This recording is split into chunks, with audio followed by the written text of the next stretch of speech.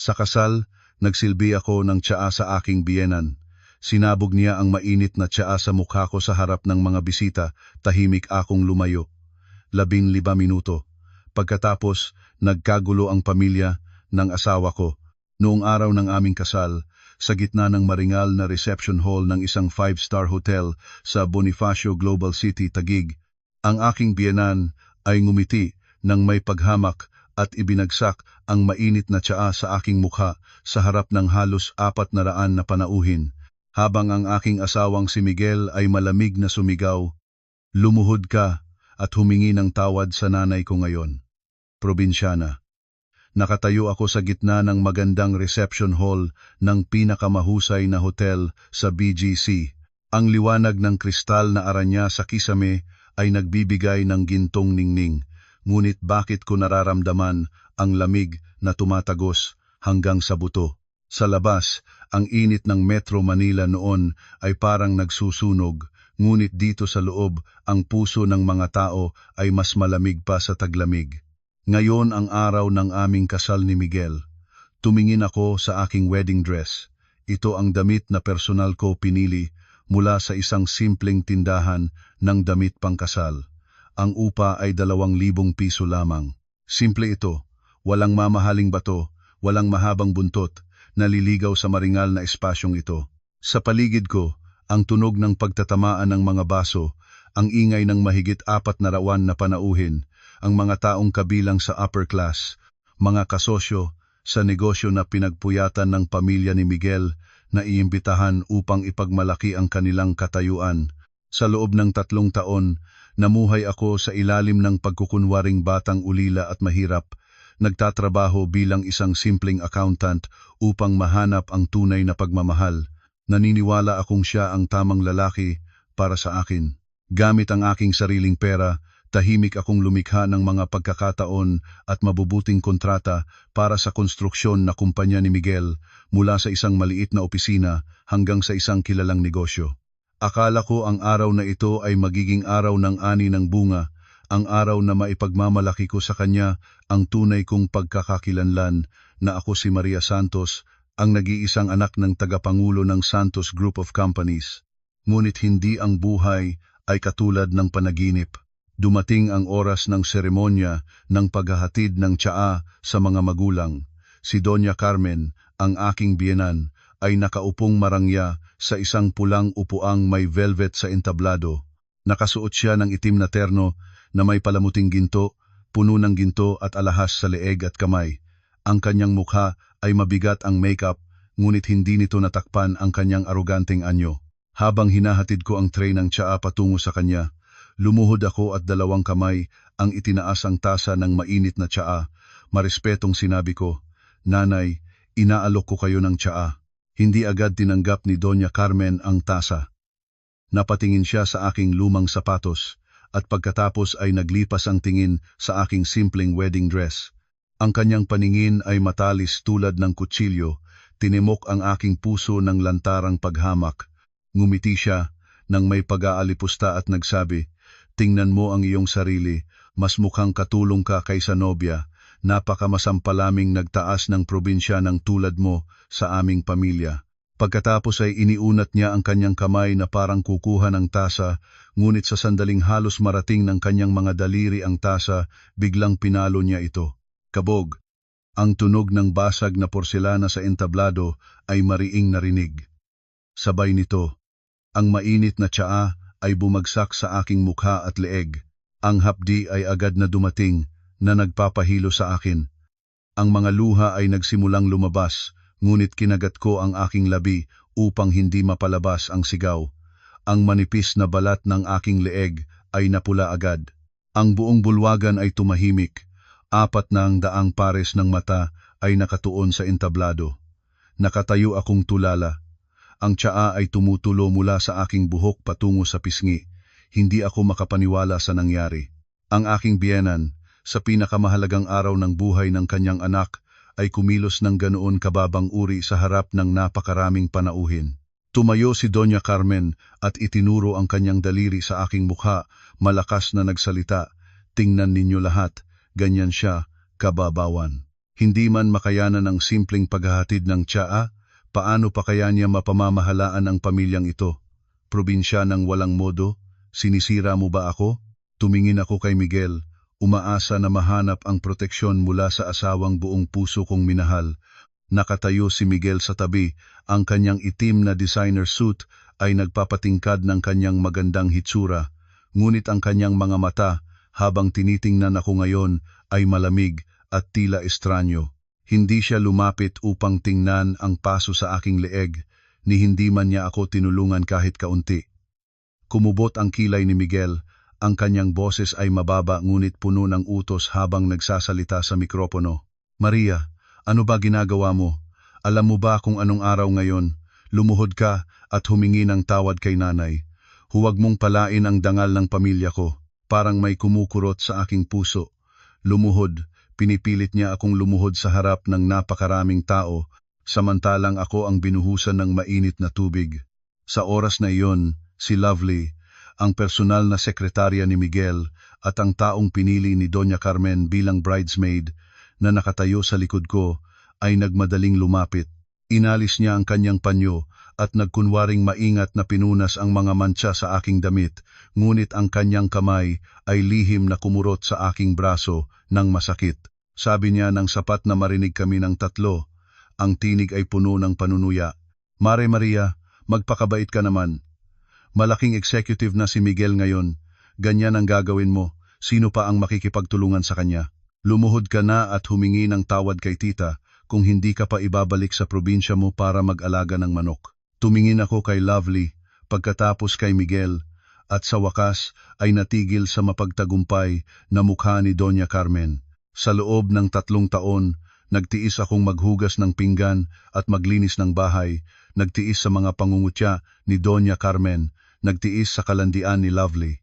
Lahat ng ito ay dahil naniniwala akong mahal ako ni Miguel. Ngunit sa sandaling ito, ang telon ay bumaba na. Ang palabas tungkol sa isang masayang pamilya na pinaghirapan kong itatag ay ganap ng gumuho. Lumabas na ang totoo sa kanilang mga mata. Ako ay isang probinsya ng maswerteng nakahanap ng mayamang lalaki, isang nakabibiyak na nagpapakumbaba at sumusunod. Ang aking tahimik na sakripisyo, para sa kanila, ay natural lamang. Ang hapdi sa aking leeg ay wala ng kabuluhan kumpara sa sugat sa aking puso. Ngunit kakaibang sa pinakamataas na sandali ng kahihiyan, naramdaman ko ang aking isip na nagiging malinaw ng hindi pangkaraniwan. Isang malamig na katahimikan ang bumabalot sa aking pag-iisip. Naunawaan ko na ang pagmamahal na hinahanap ko ay namatay na ng mabali ang tasa.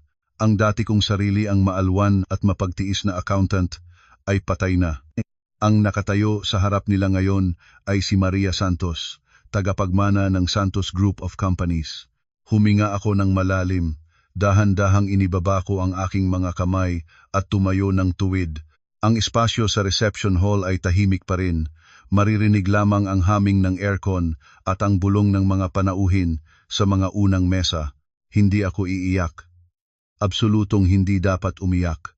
Ang luha ng mahina ay magpapatawa lamang sa iba, at ang luha ng malakas ay isang luho na hindi para sa mga hindi karapat-dapat. Maingat kong tinanggal ang belo na nakakahadlang. Kinuha ko ang panyo mula sa aking bulsa at marahang pinunas ang mga patak ng tsaa na nananatili sa aking mukha. Mahinahon at pormal ang aking kilos, nataliwas sa pagkabigla na inaasahan ni na Doña Carmen at Miguel. Itinaas ko ang aking relo. Ang matandang relo na palagi akong nagsusuot. Ang oras ay nagpapakita ng 11:05 ng umaga. 1:30 ng umaga, ang bulong ko sa aking sarili. Pamilya Reyes, mayroon kayong eksaktong 15 minuto pa upang tamasahin ang tinatawag ninyong karangalan at kayamanan. Nang hindi ako lumuhod o umiyak at nang hinayang, nagsimulang mawalan ng pasensya si Doña Carmen. Tumayo siya at ang maasim niyang boses ay muling narinig. Bingi ka ba? Sinabi ng asawa mo na lumuhod ka at humingi ng tawad sa akin, bakit ka pa nakatayo diyan? Talagang kulang sa edukasyon.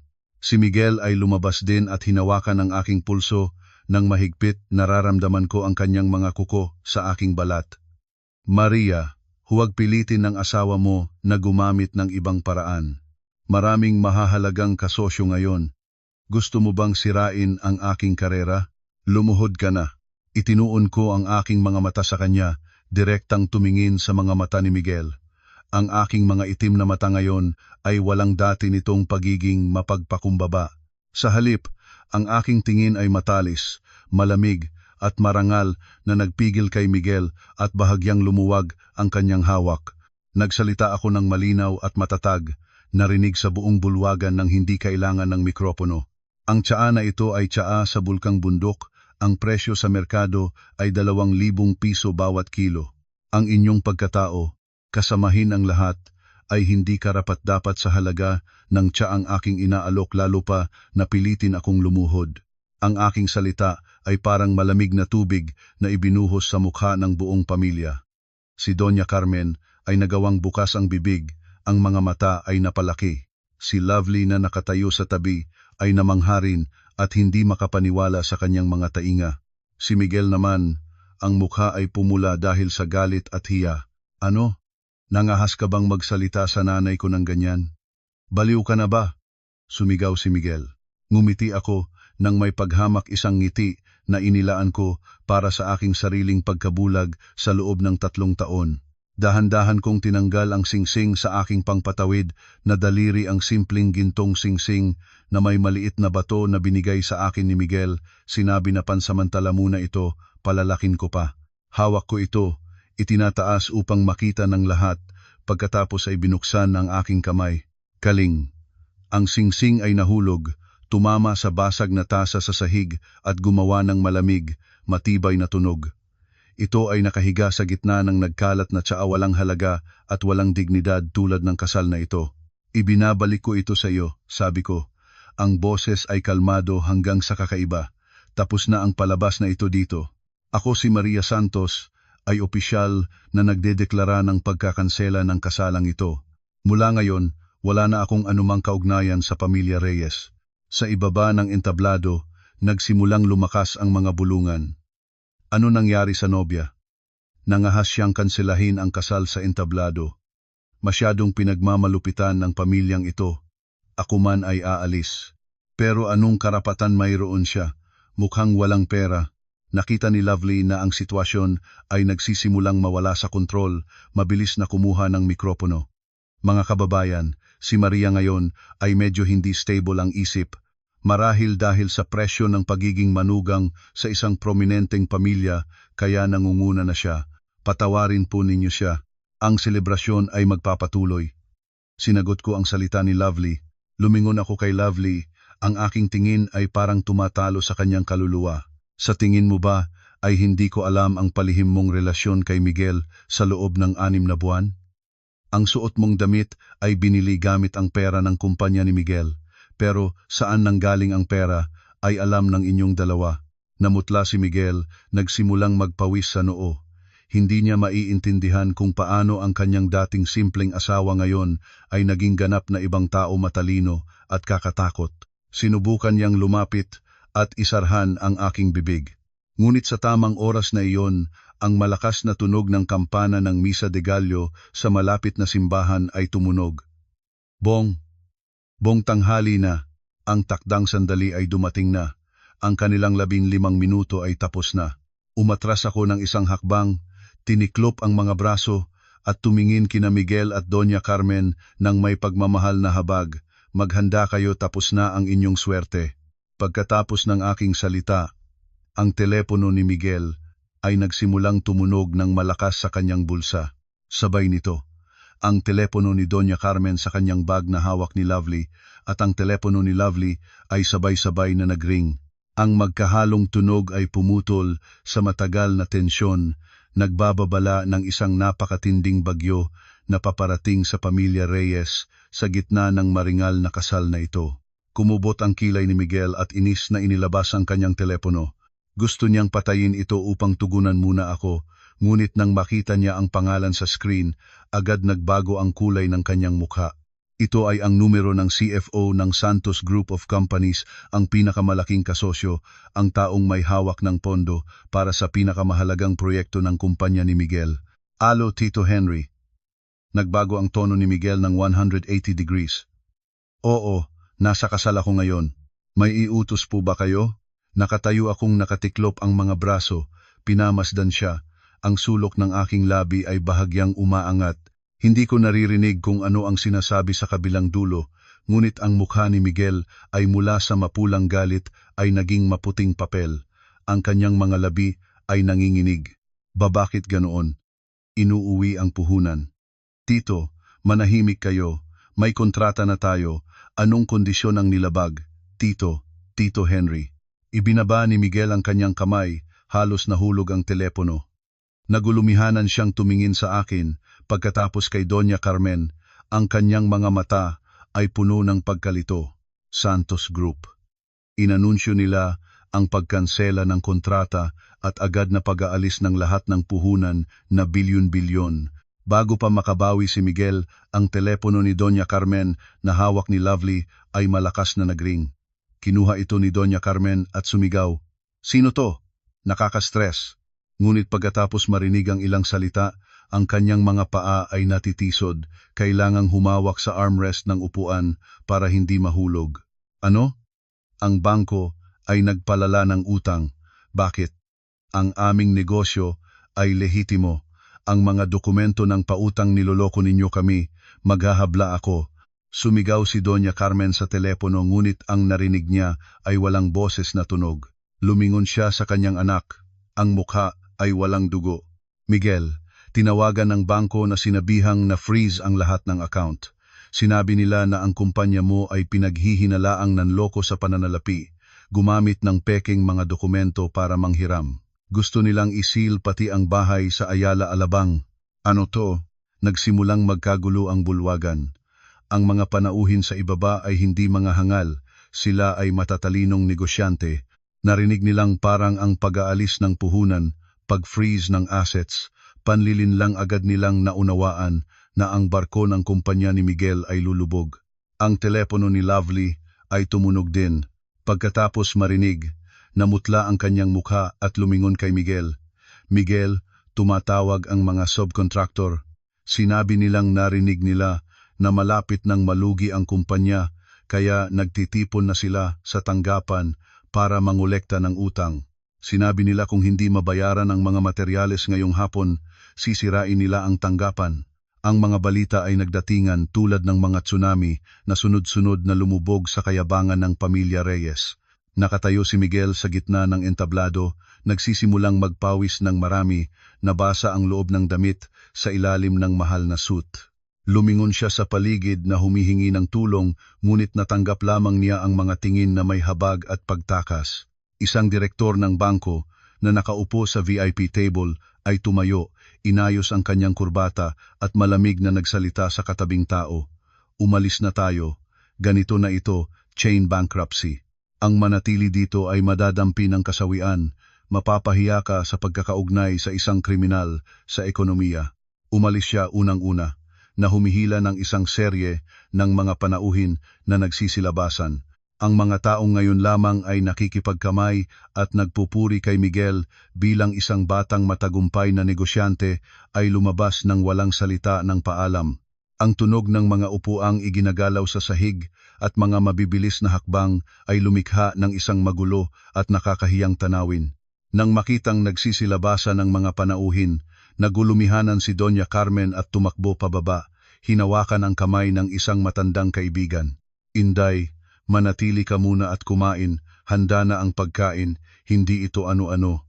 Inalis ng babae ang kamay ni Doña Carmen, pinunas ang kanyang manggas na parang natatakot mabahiran ng dumi. Ay, mayroon akong agarang trabaho. Ang pamilya mo ay pinagdududahan ng bangko, ayaw ko ring masangkot, hayaan mo na ko.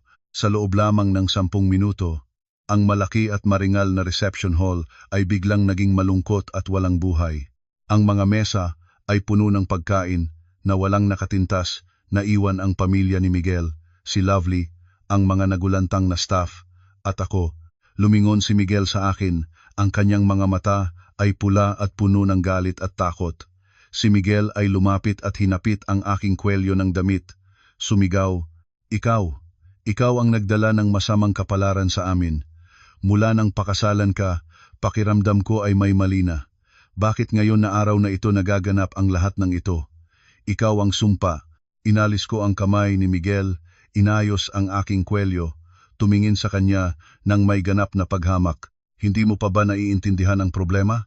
Tristan Miguel Reyes, sabi ko, sa tingin mo ba ay kusang loob na inalis ng Santos Group ang kanilang puhunan?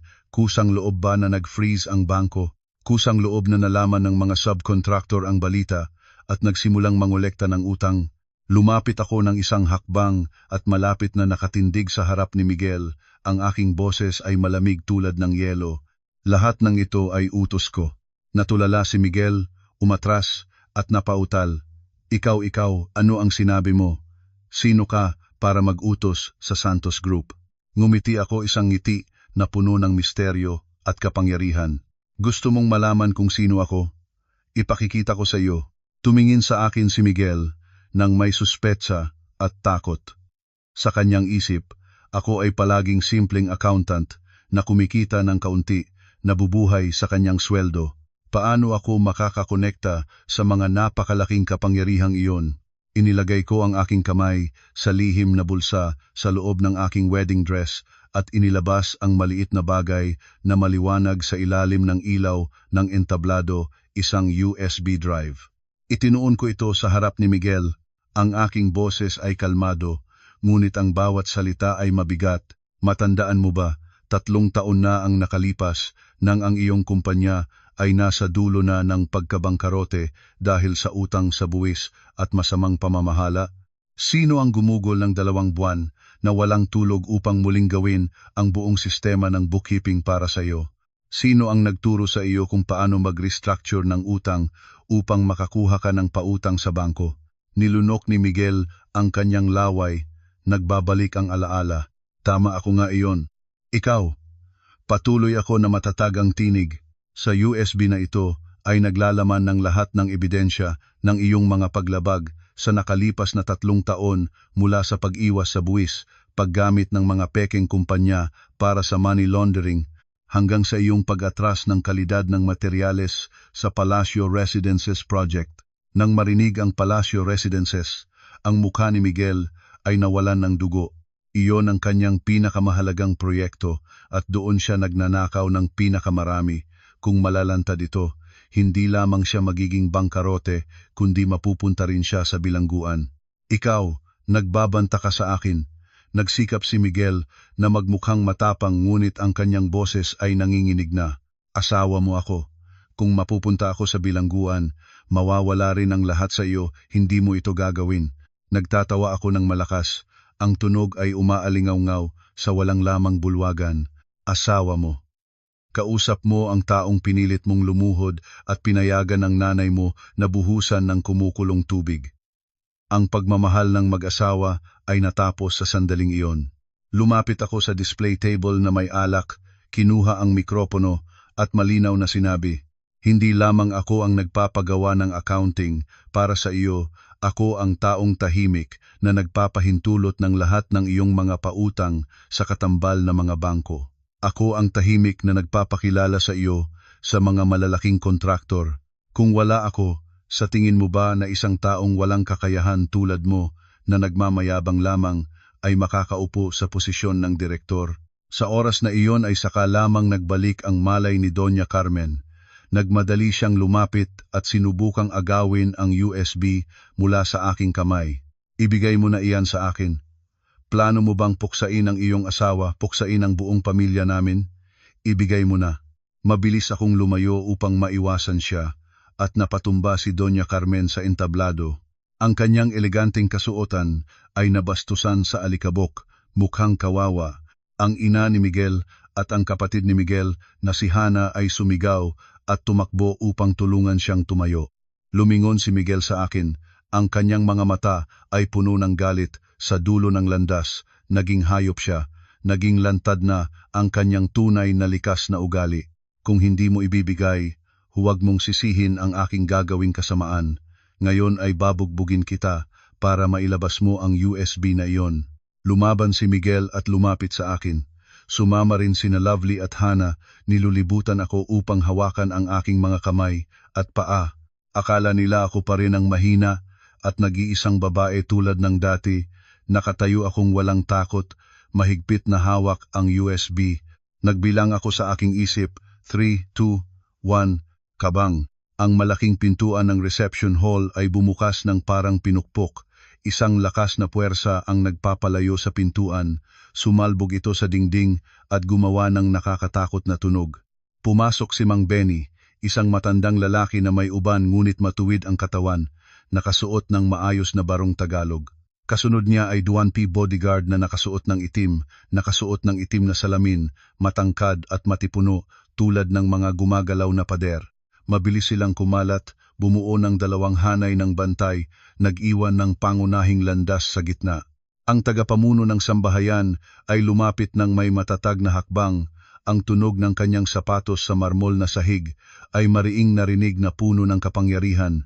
Direkta siyang lumapit sa entablado. Ang kanyang malinaw na mata ay lumipat sa grupo ni Miguel at nagpagising sa kanila. Huminto siya sa harap ko, inilagay ang kanang kamay sa kaliwang dibdib, yumukod ng 45 degrees. Ang kanyang boses ay mainit at magalang. Ginang, narito na ako para sunduin kayo. Ang buong bulwagan ay parang huminto sa paghinga sa pagdating ng lalaking ito. Sina Miguel, Doña Carmen, Hana at Lovely ay nakatayo na parang naipit, mga mata ay malawak at bibig ay bukas. Nakilala nila ang lalaking ito.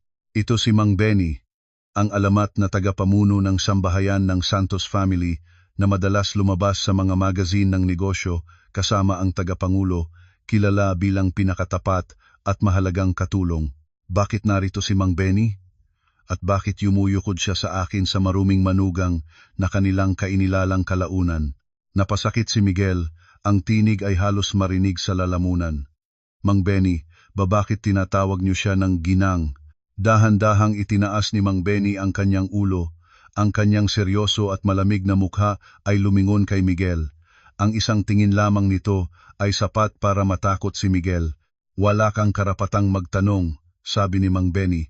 Ang kanyang tono ay hindi malakas ngunit puno ng bigat. Ikaw at ang iyong pamilya ay gumawa ng pinakamalaking pagkakamali sa inyong buhay nang nangahas kayong insultuhin ang nag-iisang tagapagmana ng tagapangulo ng Santos Group. Tagapagmana ng Santos Group, naulit-ulit ng kanyang bibig ni Doña Carmen at pagkatapos ay parang natamaan ng kidlat. Sumigaw siya ng walang kontrol. Hindi posible. Ang Maria ay ulila, nakatira sa simpleng bahay, sumasakay ng jeep. Paano siya magiging tagapagmana ng Santos Group? Nagkakamali kayo, tiyak na nagkamali. Lumapit ako ng isang hakbang, nakatayo sa katabi ni Mang Benny. Tumingin ako kay Doña Carmen at mahinahon na nagsalita. Hindi ako ulila. Nanay, ang aking ama ay si Eduardo Santos, tagapangulo ng grupo na laging pinapangarap ng inyong anak na makipagtulungan. Ang simpleng sasakyan, ang paupahang silid lahat ng ito ay isang pagsubok. At sa kasamaang palad, kayo at ang inyong pamilya ay nabigo ng kahiya-hiyang sa pagsubok na ito. Ang katotohanang nanahon ay nagpagising kay Miguel na bumagsak siya sa sahig. Naligtasan niya na ang kayamanang matagal na niyang pinangarap ay nakatayo sa tabi ng kanyang unan sa loob ng 3 taon. Ngunit siya mismo ang siyang nagpapalayo nito upang harapin ang mga pansamantalang kasiyahan. Maria, niloko mo ba ako? Ang naghingal na Miguel, hindi kita niloko, binigyan kita ng pagkakataon. Ikaw mismo ang pumili na magtraidor. Tumugon akong malamig. Mang Ben magtayo ng bantay. 2 matangkad na bodyguard ang agad na lumapit. Inihiwalay ang pamilya ni Miguel sa akin. Bumuo ng ligtas na bilog ng proteksyon. Ginang, ang tagapangulo ay naghihintay sa iyo sa pangunahing tanggapan para sa emergency na pulong ng Board of Directors tungkol sa muling pagsasaayos ng mga pamumuhunan, kasama na ang pangangasiwa sa mga paglabag ng Reyes Construction. Handa na ang sasakyan sa pangunahing lobby. Iniulat ni Mang Benny. Tumango ako. Sige, umalis na tayo. Mang Benny, napakarumi rito, hindi ako makahingi. Lumingon ako at diretsyo lumakad patungo sa pangunahing pintuan. Ang simpleng wedding dress ko ay biglang naging maringal ng ibayo ng masuotan ng isang tagapagmana Nang maabot ko ang malaking lobby, isang itim na Mercedes Maybach na may espesyal na plaka ay naghihintay sa harap ng pintuan. Ang driver, na may puting guwantes, ay mabilis na tumakbo palabas upang buksan ang pinto sa likod. Yumuyukod nang mabuti sa pagtanggap. Sumakay ako sa kotse, umupo sa malambot na upuan, naramdaman ang malamig at komportableng aircon. Ang pinto ay nagsara, isang matatag na tunog, ganap na naghihiwalay sa akin mula sa maingay at mapanlinlang na mundo sa likod. Sa pamamagitan ng madilim na salamin ng bintana, nakita ko si Miguel at ang kanyang pamilya na tumakbo papalabas ng pinto. Hinampas ni Miguel ang bintana ng kotse, sumisigaw ng aking pangalan ng may desperasyon. Ang kanyang mukha ay naluto sa pagsisisi at takot. Si Doña Carmen ay umupo sa sahig at umiyak ng malakas habang si Lovely ay nagtatago sa karamihan upang umiwas sa responsibilidad. Ang kotse ay dahan-dahang lumisan sa mga kalye ng Metro Manila. Hindi ako lumingon kahit minsan. Sa aking likuran, ang bagyo para sa pamilya Reyes ay nagsisimula pa lamang. Sa aking harapan, isang imperyo ang naghihintay para sa akin na pamunuan.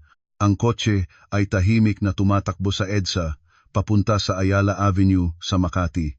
Sa labas ng bintana, ang langit ng Metro Manila ay nagsimulang lumabo. Ang mabibigat na itim na ulap ay nagtitipon at nagbababala ng malakas na bagyo na paparating katulad ng aking kalagayan ngayon. Umupo ako sa likod, hawak ang tablet. Ang mga mata ay nakadikit sa screen na nagpapakita ng live feed mula sa sistema ng CCTV sa condominium unit na dati kong tinatawag na tahanan kung saan nanirahan kami sa loob ng 3 taon. Ayon sa aking hula, ang pamilya ni Miguel ay hindi nagsisi o nagsikap na iligtas ang kanilang karangalan. Ang kanilang natural na kasakiman at kasamaan ay agad na lumantad nang ang barko ay nagsimulang lumubog. Sa screen ng kamera ng sala, nakita ko si Miguel na nagmamadaling pumasok. Ang kanyang elegant na suit ay nagulo na ngayon, ang kurbata ay kalat sa kanyang leeg. Nagmadali siyang pumunta sa fire safe na nakatago sa likod ng painting sa dingding. Ang kanyang kamay ay nanginginig habang pinipindot ang code. Numiti ako. Ang code na iyon ay pinalitan ko na kahapon sa pamamagitan ng Smart Home Management System. Nang pinindot ni Miguel ang code ng 3 beses, ang safe ay nagbigay ng malakas na alarm at automatikong nagsara. Nabigo, malakas niyang sinuntok ang dingding. Sa desperasyon sa safe, inilabas ni Miguel ang kanyang telepono at mabilis na nag-scroll sa screen. Sinubukan niyang mag-login sa bangko ng kumpanya upang ilipat ang natitirang pondo, ngunit walang silbi. Ang freeze order mula sa bangko ay epektibo na mula ng tanghali. Hindi na siya makaka-withdraw ng 1 sentimo. Itinapon ni Miguel ang kanyang telepono sa sofa, hawak ng 2 kamay ang kanyang ulo, ginugusot ang kanyang buhok. Sa ibang anggulo ng kamera, sa pangunahing silid-tulugan, sina Doña Carmen at Hana ay kumilos tulad ng mga magnanakaw. Ang dalawa ay nagbukas ng aking cabinet at inaagaw ang lahat ng alahas ko sa dressing table, kahit simpleng accessories lamang iyon na binili ko upang tumugma sa papel ko bilang mahinang asawa. Ngunit sa mata ng mga taong puno ng kasakiman, ang lahat ng kumikinang ay parang ginto. Si Hana naman ay hindi interesado sa alahas. Inilalabas niya ang lahat ng branded bags na maingat kong itinatago sa lihim na drawer sa itaas ng cabinet, mga Hermes at Chanel Limited Edition na binili ko gamit ang aking personal na pera bago pa kami magpakasal. Hindi ko kailanman nangahas dalhin ang mga ito sa harap nila. Kumislap ang mga mata ni Hana tulad ng headlight ng kotse. Nagpuno siya ng malalaking bag sa maliliit na bag, sinikap na mag-ayos ng marami sa malaking bagahe sa gitna ng kuwarto. Si Lovely naman, ang sekretarya, ay nakatayo sa kusina at sinisikap na tanggalin ang imported na coffee machine na nagkakahalagang daan-daang libo. Matagal siyang nag-alis ng plug, ngunit hindi maalis ang kuryente, kaya kinuha niya ang malaking kutsilyo sa kusina at tinutugis ang wire ng walang konsiderasyon. Pinataas ko ang aking tablet, huminga ng malalim upang pigilin ang galit na umaalab sa aking dibdib.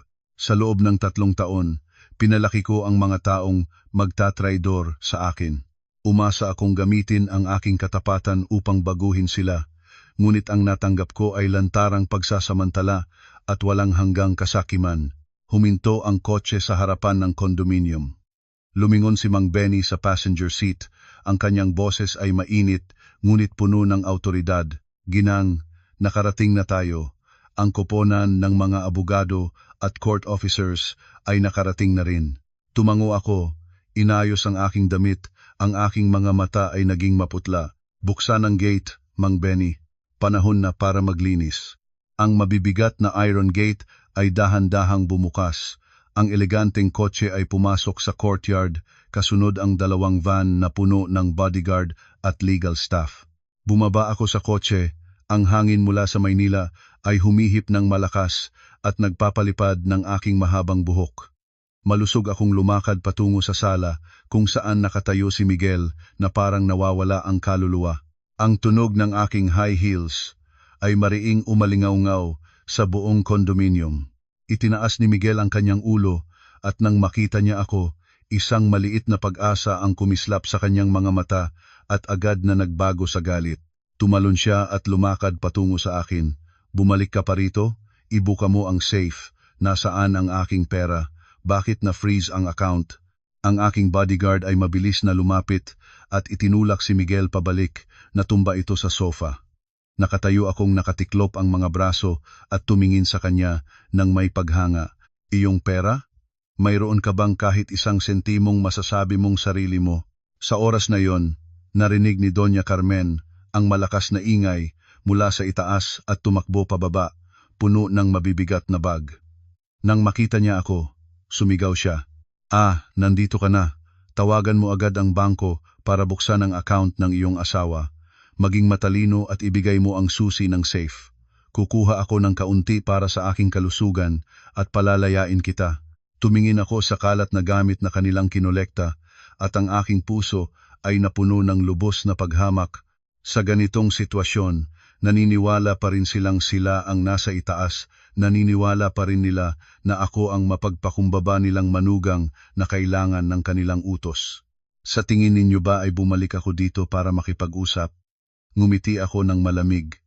Bumalik ako dito para palayasin kayo sa aking bahay. Ang aking salita ay nagpasandali ng katahimikan sa malaking sala. Tumingin si Doña Carmen sa akin at pagkatapos ay humalak ng malakas, ang tunog ay masakit at marahas. Itinuro niya ang kanyang daliri sa aking mukha, lumingon kina Miguel at Hana. Narinig ninyo ba ang sinabi niya? Ang bahay niya. Ang ulol na ito ay nagpanik at nag-iimaginasyon na ang kondo na ito ay kumpanya property na sa ilalim ng pangalan ni Direktor Tristan Miguel Reyes. Sino ka para sabihing bahay mo ito? Kumapit si Miguel, inaayos ang kanyang damit, sinisikap na mabawi ang huling bahagi ng kanyang pagpapahalaga sa sarili. Maria, tigilan mo na itong pagtatanghal. Hawak ko ang titulo ng bahay sa safe. Ang pangalan ng may-ari ay ako, huwag mong subukang linlangin ang sinuman. Inudyukan ko ang abogadong si Attorney Magno, ang personal na abogado ng aking pamilya sa loob ng 20 taon. Lumapit siya, inilagay ang kanyang briefcase sa mesa, mahinahon itong binuksan at lumabas ang makapal na mga dokumento at isang original na titulo. Itinulak ni Attorney Magno ang titulo patungo kay Miguel. Ang kanyang boses ay matibay. Pakitingnan ng mabuti, Ginoong Reyes. Ito ang original na titulo ng lupa at ang bahay na nakadikit dito. Ang hawak ninyo sa safe ay isang notarized na photocopy lamang, kasama ang isang loan agreement. Nanginginig na kinuha ni Miguel ang titulo, binuksang una ang pahina, at ang nakasulat na may-ari, Maria Santos, ay kumislap sa kanyang mga mata, malinaw at matibay. Pinalipat pa niya ang pahina, petsa ng pagkuha. 3 taon na ang nakalipas, kaagad bago kami magpakasal. Hindi ito posible. Nag-uutal si Miguel, ang mukha ay walang dugo. Malinaw na, pumirma ako ng kontrata ng pagbili. Naglipat ako ng pera. Pera? Sinagot ko siya. Kanino mo inilipat ang pera? Sa kumpanyang Anbin Real Estate, tama. Iyon ay isang subsidiary ng Santos Group at ang pera na inilipat mo ay ang pera ko na pinasok sa iyong account sa ilalim ng pangalan ng bonus para sa isang peking proyekto para magmukhang matagumpay ka. Sa madaling salita, ginamit mo ang aking pera upang bilhin ang aking bahay, ngunit ang legal na proseso ay hindi na natapos ang pagpapalipat ng titulo sa iyo. Ang kontratang pinirmahan mo ay isang conditional na kontrata at ang kondisyon ay kailangan mong maging tapat at tapat sa loob ng 5 taon. Nilabag mo ang kondisyong ito simula pa sa 2nd taon. Ibinaba ni Miguel ang kanyang kamay. Ang titulo ay nahulog sa mesa. Naunawaan na niya ang lahat, ang titulo ng direktor, ang sasakyan, ang kondo, lahat ng ito ay aking iniayos, isang palabas na aking ginawa upang subukin ang kanyang puso, at ganap na ginampanan ni Miguel ang papel ng traidor. Sinubukan mong panlinlangin ang aking anak. Sumigaw si Doña Carmen, agad na kinuha ang titulo, pinagbaliktad-baliktad na parang gustong punit. Hahablahin kita. Hindi ko maniniwalang pinapayagan ng batas ang ganyan. Itinulak ni Attorney Magno ang kanyang salamin. Malamig na sinabi, hahalbahin ninyo, ngunit sa koponan ng mga abogado ng Santos Group, ang kasong ito ay maaaring tumagal ng 10 taon, 20 taon, at sa kasalukuyan, legally speaking, si Maria ang nag-iisang lehitimong may-ari ng kondo na ito. Kayo ay iligal na nananakit ng ari-arian ng iba. Si Lovely, na nagtatago sa sulok ng silid, ay ngayon ay dahan-dahang sumusubok na lumabas sa likod. Huminto, sinabi ko. Agad na hinarangan ng bodyguard ang pinto. Nahirap si Lovely, lumingon na namumutla. Miss Lovely, kabilang ka rin sa kwentong ito. Huwag mag-alis ka agad. Lumipas ang aking tingin sa lahat ng 4 sa kanila. Binibigyan ko kayo ng eksaktong 30 minuto kolektahin ang lahat ng talagang pag-aari ninyo at lumabas sa aking paningin. Pagkatapos ng 30 minuto, anumang matitira sa bahay na ito ay ituturing na basura at itatapon. Sumigaw si Hana. Tinatapak-tapak ang sahig. 30 minuto lang, hindi kami makakatapos. Napakarami ng aming gamit, sobra kang malupit. Tumingan ko ang aking relo, walang malasakit na nagsimulang magbilang, 29 minuto. Ang himpapawid sa sala ay nagiging maigting tulad ng isang lubid na malapit ng masira. Tumingin si Miguel sa akin ng may galit, ngunit alam na niya na wala siyang magagawa sa harap ng lakas na bodyguard. Nagngangalit siyang lumingon at sumigaw, Nanay at Hana, bakit kayo nakatayo pa dyan? Pumunta na sa silid at kolektahin ang damit ninyo, bilisan ninyo. Nagkaligoy ang buong pamilya paitaas. Ang tunog ng mga yapak na pababa-pababa, ang pagkalabit ng mga gamit, ay lumikha ng isang hindi pa nakitang magulo at kahiyahiyang tanawin. Umupo ako sa sofa, mahinahon na kumulo ng tsaa. Tinamasa ang sandali ng pagbagsak ng mga sakim na tao. Lumipas ang 3 minuto nang mabilis sa pagkabigo ng pamilya ni Miguel. Kinarga nila ang mga maleta ng damit at sapatos na puno hanggang sa labas na pintuan. Habang naghahawak ng gamit si Doña Carmen, patuloy siyang nagmumura at isinusumpa ako sa mga pinakamasamang salita. Habang hinihila ni Hana ang malaking maleta sa sala, sa pagmamadali at kabahalaang iyon, tumama siya sa display cabinet. Ang burnay na palayok mula sa vegan, isang bagay na ibinigay ng aking ama sa akin bilang espesyal na regalo, ay nahulog sa lupa. Kalabit, ang tunog ng pagkabali ay mariing narinig. Ang mga piraso ng palayok ay nakakalat sa buong sahig. Kumurot sa aking kilay, tumingin sa basag na palayok, isang ika, 17 siglong piraso. Ang kultura at kasaysayan ay hindi masusukat sa pera, ngunit ang kasalukuyang market value ay hindi bababa sa 10 milyong piso.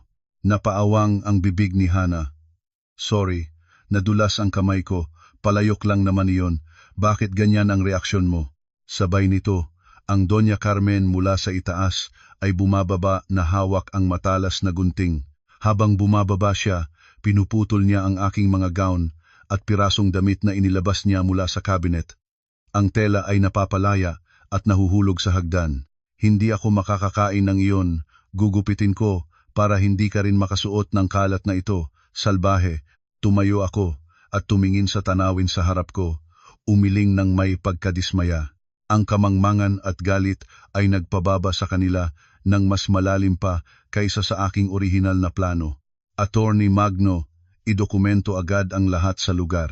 Tumango si Attorney Magno at nagsenya sa kanyang mga kasama. Isang grupo ng mga property assessor ay agad na pumasok, may dalang kamera at recording equipment. Kumuha sila ng larawan ng nasirang palayok, ng pinutol na damit at maingat na naitala ang bawat detalye. 10 minuto lamang, isang receipt ng pinsala ang inilagay sa harap ni Miguel.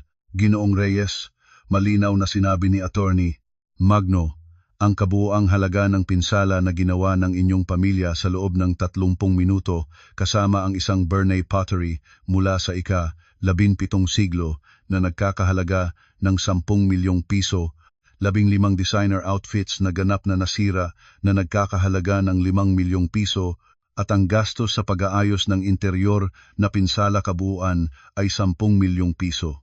Kinuha ni Miguel ang papel, ang kanyang kamay ay nanginginig, ang mga mata ay napalaki sa bilang na 10 milyon.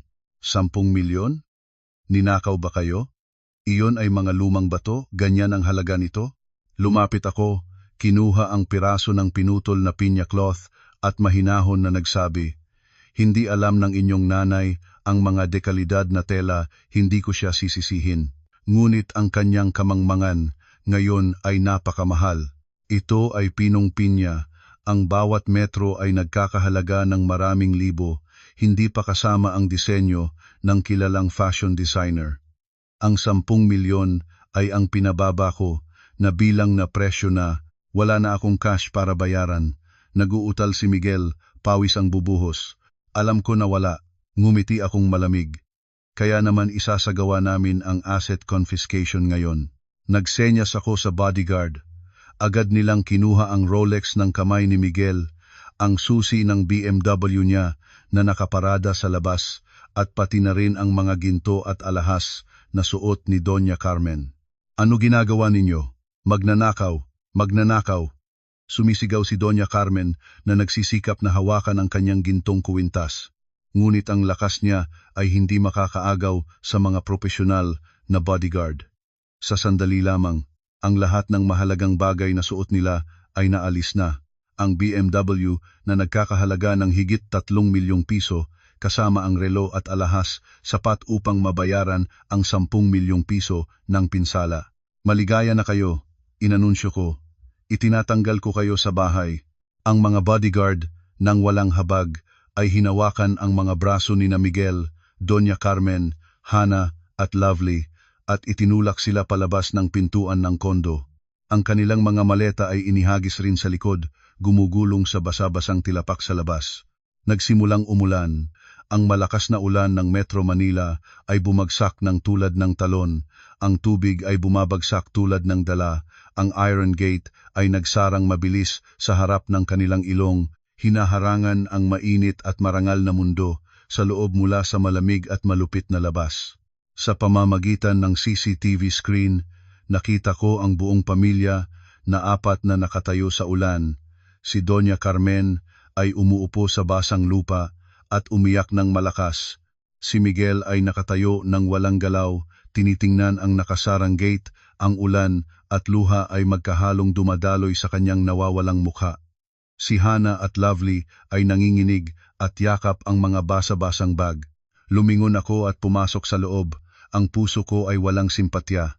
Ito lamang ang unang aralin para sa mga taong namumuhay ng masamang loob.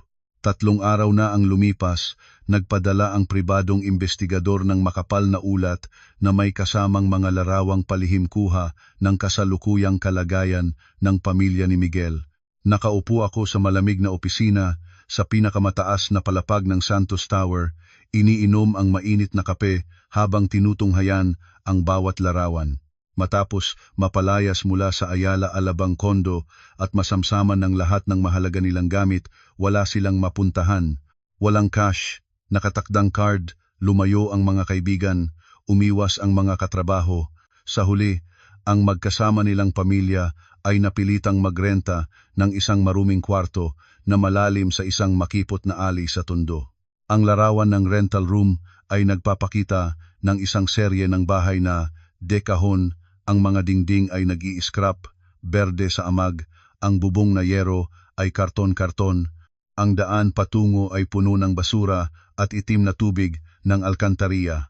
Ang silid na kanilang nilupitan ay 10 metro kwadrado lamang, mababa at mahalumigmig. 4 na matatanda ang nagsisiksikan sa maliit na espasyong iyon, walang malambot na kama, natutulog sa malamig na sahig na may banig. Ayon sa ulat ng investigador, ang mga alitan ay nagsimulang lumala ng kahapon. Ang mga kapitbahay ay nakarinig ng ingay mula sa kanilang silid. Si Doña Carmen, na hindi na kayang tiisin ang kahirapan at kakulangan, ay ibinagsak ang lahat ng galit sa katauhan ni Lovely. Sinisi niya si Lovely bilang isang babaeng walang hiya na umaliw sa kanyang anak na nagdulot sa kanyang pamilya ng pagkawasak. Babaeng walang hiya, umalis ka na dahil sa iyo nawala ang lahat ng pag-aari namin. Kung hindi si Miguel ay nakinig sa iyo, hindi sana nataranta ang Maria. Sabay na itinapon ni Doña Carmen ang matandang waling-walis kay Lovely. Ngunit ngayon, si Lovely ay wala na ang dating pagiging matiwala at mapagpakumbaba. Lumabas ang tunay niyang ugali, matapang at mapanubok. Inalis niya ang walis at nagtalim ang tinig. Pati ka pa diyan, huwag kang manawagan ng kahabag-habag. Ikaw ang nagsabi kay Miguel na tanggalin si Maria. Ikaw ang nagtapon ng mainit na tsaa sa kanya. Ngayon ikaw ang nagbibintang sa akin. Ako rin ay biktima ng pamilyang ito. Si Hana naman ay nakaupo sa sulok at umiyak. Nagrereklamo na miss niya ang bahay, miss ang aircon, miss ang masarap na pagkain. Hindi siya gustong magtrabaho, hihiga lamang at naghihintay na nagpapalala ng nakakasaing kapaligiran. Si Miguel naman, ang haligi ng pamilya, ay naging isang lasing na tao ngayon. Mula nang mapalayo siya, ginagamit niya ang huling kaunting pera para bumili ng murang alak at inuming lagi hanggang sa hindi na makita ang katotohanan. Sa pagkalasing, inaabuso niya si Lovely, nagmumura, isinisisi sa lahat ang kanyang sinapit maliban sa kanyang sarili. Sinasabi rin ng ulat na nagsimula ng hanapin ni Lovely ang ibang lalaki, mga mayamang lalaki na nakilala niya sa mga bar, sa paghahanap ng bagong suporta upang makatakas sa sirasang lugar na ito. Nilait na niya si Miguel hanggang sa kaibuturan, na pagtingin sa kanya ngayon ay parang isang piling basura. Tiniklop ko ang ulat, huminga ng malalim, at pinigilan ang galit na umaalab sa aking dibdib.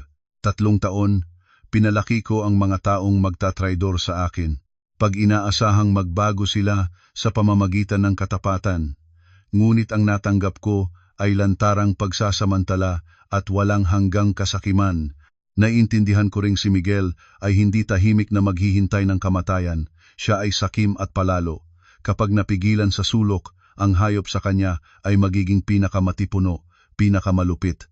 Hahanapin niya ang paraan para bumalik, kahit kailangan pang gumamit ng pinakamababang paraan. At saka nga lang tumunog ang telepono sa aking mesa. Alam ko nang kung sino iyon, bagong numero. Dahil ang dati niyang numero ay na-block ko na. Alo, naririnig kita. Maria, ako ito. Si Miguel. Ang boses ni Miguel sa kabilang dulo ay paos, mukhang pagsisisi at kapighatian. Huwag mong patayin, pakiusap. Gusto ko lang makipag-usap sa iyo ng isang huling beses. Sumandal ako sa aking upuan, malamig ang tono. Mayroon pa ba tayong dapat pag-usapan? Nag-sniff si Miguel, ang peking pag-iyak ay narinig sa speaker. Nagkamali ako, Maria. Nitong mga nakaraang araw, pakiramdam ko ay mas mabuti pang mamatay na. Napagtanto ko na napakalaking pagkakamali ko nang mawala kita, umalis na siya, dinaya na ako at lumipat sa iba. Ngayon wala na akong iba, kundi ikaw. Maaari mo ba akong patawarin? Tiniim ko ang aking mga labi, hayaan siyang ipagpatuloy ang kanyang peking palabas. Nang wala akong sagot, agad niyang inihagis ang nakaihanda na huling bargaining chip.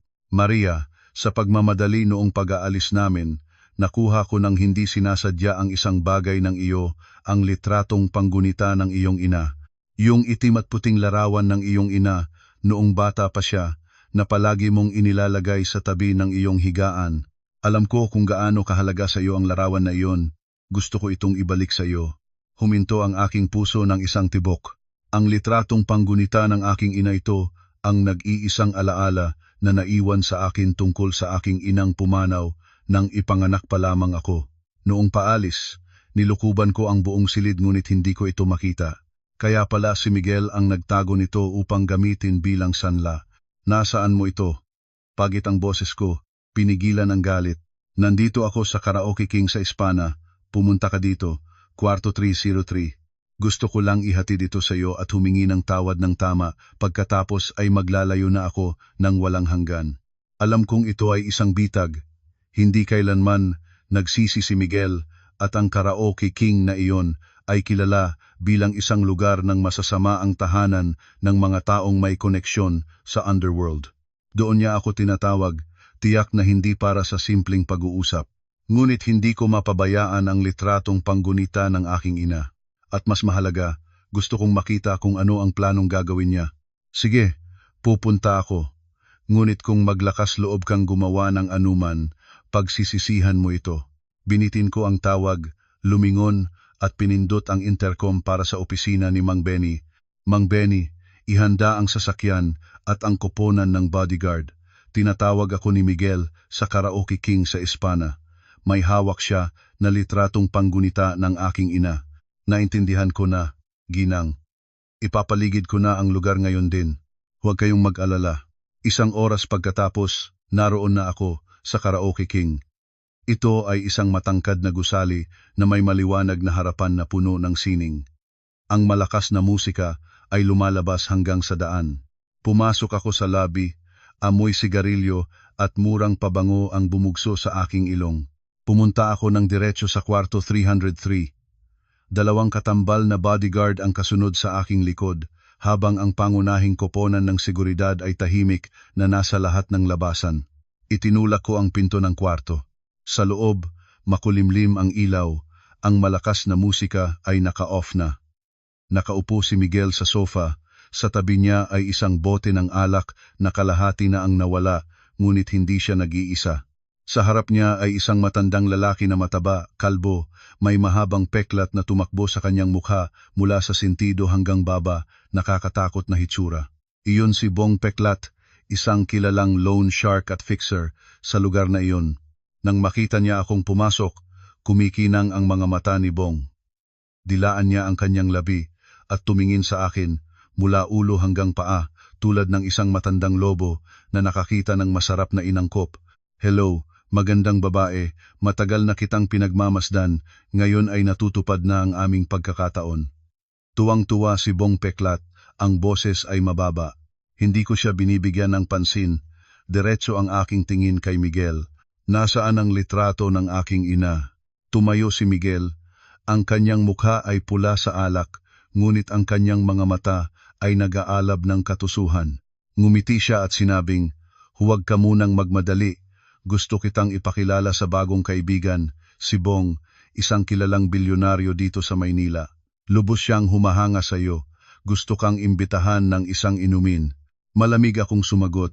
Wala akong oras para makipagtalo sa inyong dalawa. Ibigay na ang larawan at aalis na ako. Lumapit si Miguel, binaba ang kanyang boses. "Maria, may utang ako kay Bong na 20 milyong piso pa utang.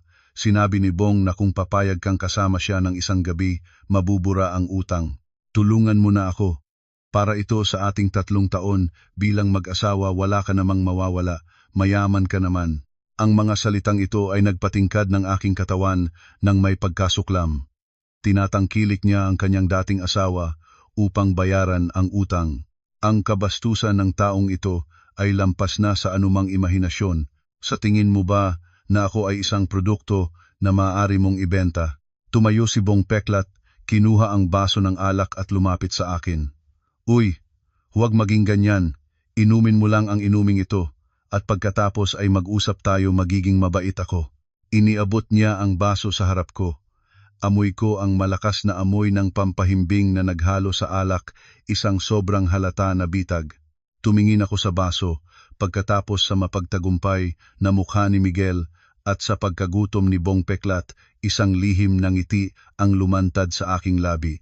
"Sige, kung iinom, iinom na." Iniabot ko ang aking kamay para tanggapin ang baso.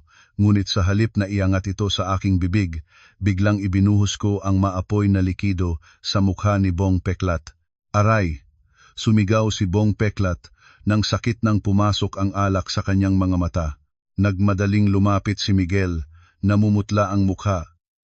Ano ginagawa mo?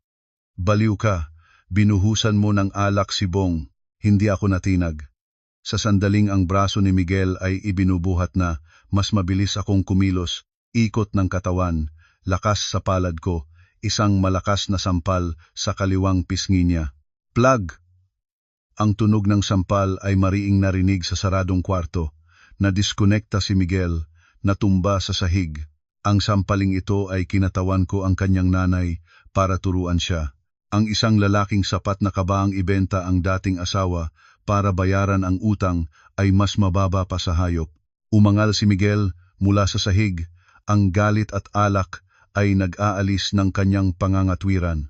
Sumigaw siya tulad ng isang nasugatan na hayop. Ang mga mata ay puno ng dugo. Nangahas kang sampalin ako? Ngayon ay papatayin kita dito. Bong, tawagin ang iyong mga tao. Si Bong peklat, na nailabas na ang alak mula sa kanyang mukha kahit pula pa ang mga mata, ay lumabas ng isang kutsilyo sa kanyang sinturon at nagbukas ng maingay na talim. Lumapit siya sa akin. Babaeng ito, pagod na ako sa iyo. Gugupitin ko ang magandang mukha mo. Umatras ako ng isang hakbang, ngunit matuwid pa rin ang aking likod. Alam ko ang tamang sandali, hindi na kailangan pang makipagtalo sa mga durugista. Ang pinto ng VIP room ay biglang pinasok ng napakalaking lakas. Ang makapal na kahoy ay tumalon mula sa mga bisagra at tumama sa dingding na may nakakatakot na tunog. Pumasok si Mang Benny, kasunod ng 6 na piniling bodyguard na nakasuot ng itim na suit. Gumagalaw sila ng mabilis tulad ng mga anino, agad na kinokontrol ang bawat sulok ng kwarto. 2 matangkad na bodyguard ang mabilis na lumapat, ang isa ay pumintal ng braso ni Miguel sa kanyang likod, ang isa ay nagtutok ng stun gun sa leeg ni Bong. Ibagsak ang kutsilyo, kung hindi mo gustong masunog ng buhay, sumunod na, sumigaw ang bodyguard. Nagulantang si Bong. Bilang isang taong may karanasan sa underworld, alam niya ang mga patakaran sa giyera. Sa pagtingin sa kagamitan at gawin ng grupo, alam niyang hindi ito mga pangkalahatang bodyguard. Sa oras ito ay propesyonal na koponan ng seguridad na may espesyal na pagsasanay. Dahan-dahan niyang ibinaba ang kutsilyo na nahulog sa lupa. Lumapit ako at kinuha ang litratong panggunita ng aking ina na nakalagay sa glass table. Sa kabutihang palad, nakaplastik ang litrato kaya hindi ito nabasa ng alak. Maingat ko itong pinunas gamit ang aking panyo at inilagay sa aking bag. Pagkatapos, lumingon ako sa 2 kontroladong tao. Nakaluhod si Miguel sa sahig. Ang mukha ay nakayuko sa maruming karpet. Si Bong peklat ay nakatayo pa rin, humihinga ng malakas. Ang mga mata ay laging naghahanap ng paglakas. Sino kayo? Alam ninyo kung sino ako. Ito ay teritoryo ko dito. Ngumiti akong mahinahon at lumapit kay Bong. Ang ilaw sa kwarto ay nagniningning sa maliit na pin sa lapel ng aking damit. Ito ay isang espesyal na pin na hugis lotos, ginawa ng maingat mula sa platinum na may asul na diamante sa gitna. Tumingin ka ng mabuti sa ito bago ka makipag-usap pa. Kinurot ni Bong ang kanyang namamagang mga mata at tumingin. Nang ang kanyang tingin ay nakaabot sa simbolo ng asul na diamante sa lotos, ang kanyang mukha ay biglang nagbago at ang pawis sa kanyang noo ay nagsimulang dumaloy. Nakilala ni Bong ang simbolo. 10 taon na ang nakalipas nang siya ay isang simpleng subordinado na halos namatay nang mapigilan ng kaaway sa daungan isang lalaki sa isang itim na Mercedes na may simbolo ng lotos na ito ang nagligtas sa kanya at binigyan ng pagkakataon na magsimula muli. Ang taong iyon ay si Eduardo Santos, ang aking ama. Ang alaala ng kanyang nagligtas at ang kapangyarihan ng Santos family ay malalim na nakabaon sa kanyang isip bilang isang paggalang na takot. Ang simbolo ng asul na diamante na lotos ay natatangi para lamang sa mga pangunahing miyembro ng pamilya ng tagapangulo. Biglang lumambot ang mga paa ni Bong at nang walang pinilit, kusa niyang lumuhod sa sahig. Ang kalbo niyang ulo ay yumukod, ang noo ay halos nakadikit sa dulo ng aking sapatos. Ginang Santos, bulag ako sa kung sino ka, hindi ko alam na ikaw ay miyembro ng Santos Group. Patawarin mo ako ng buhay. Ang boses ni Bong ay nanginginig. Nakatayo pa rin si Miguel habang pinipindot ng bodyguard, nagulat sa eksena. Hindi niya maintindihan kung bakit isang kilalang underworld figure tulad ni Bong Peklat ay kailangang lumuhod sa akin sa kanyang dating simpleng asawa. Bong, ano ginagawa mo? Siya ay isang dating accountant lamang. Tumayo ka at labanan siya. Narinig ni Bong ang boses ni Miguel at nakahanap ng lugar para ilabas ang takot at galit. Tumingin siya kay Miguel at tumugon ng magalit. Nagmadali siyang sumampal sa mukha ni Miguel ng paulit-ulit. Anak ng tokwa, pinandaya mo ako. Nangahas kang palusot sa miyembro ng Santos family. Sinabi mo kasing siya ay probinsya ng walang magulang. Papatayin kita. Habang tumatalab ang sampaling ni Bong, ang mukha ni Miguel ay namamaga, umaagas ang dugo sa ilong at bibig. Nahihilo si Miguel, wala nang lakas para sumigaw, nanahimik lamang na tinatanggap ang parusa. Nakatayo akong nakatiklop ang mga braso, malamig na pinanonood ang eksena ng mga taong nagalit sa isa't isa. Binigyan ni Mang Benny ang signal, 2 bodyguard ang lumapit at inilayo si Bong mula sa kinaroroonan ni Miguel. Tama na, sabi ko. Agad na yumukod si Bong Peklat. Sinabi ng Ginang Santos na nagkamali ako. Lahat ito ay dahil sa siraang si Miguel na ito. Sinabi niya na may utang siya sa akin na 20 milyon. Hindi siya makapagbayad kaya igagalit niya ang kanyang asawa sa akin. Sumusumpa akong hindi ko hinawakan kahit isang hibla ng buhok ng ginang, patawarin mo na ang aking buhay. Tumingin ako kay Bong. Ang aking mga mata ay walang alon. Alam mo ba kung ano ang pinakakinasusuklaman ng aking ama? Nanginginig si Bong. Opo. Ayaw ng tagapangulo Santos sa pagtatalik at pang-aaping babae. Tama. Tumango ako. Ngayon ay ginawa mo ang dalawa. Nakipagtulungan ka sa isang traidor upang saktan ako. Ngunit bilang paggalang sa katotohanan noong nakaraan ay tinupad mo ang pangako na hindi pagabalahin ang mga proyekto ng Santos Group. Bibigyan kita ng isang pagkakataon na tumubos. Nagalak si Bong tulad ng nakahanap ng ginto. Yumumod ng paulit-ulit. Itinuro ko si Miguel na humihingal sa sahig. Pagkatapos ay itinuro ang mesa ng alak. Mahilig siya sa alak at mahilig pa siyang maglagay ng pampahimbing sa inumin ng iba. Patas ang aking pag-uugali, may kapalit ang bawat bagay. Ang iyong misyon ay tulungan ang aking dating asawa na matanggap ang 10 bote ng alak nang walang ni isang patak na matatapon, iinom hanggang sa maunawaan niya ang nararamdaman kapag pinilit kang uminom. Agad na naintindihan ni Bong ang aking ibig sabihin. Tumayo siya at humampas ng dibdib. Ginang Santos, hayaan mo akong harapin ito. Aalagaan ko si Miguel ng tama. Nang marinig ito ni Miguel, nagpuyos siya, namutla ang mukha.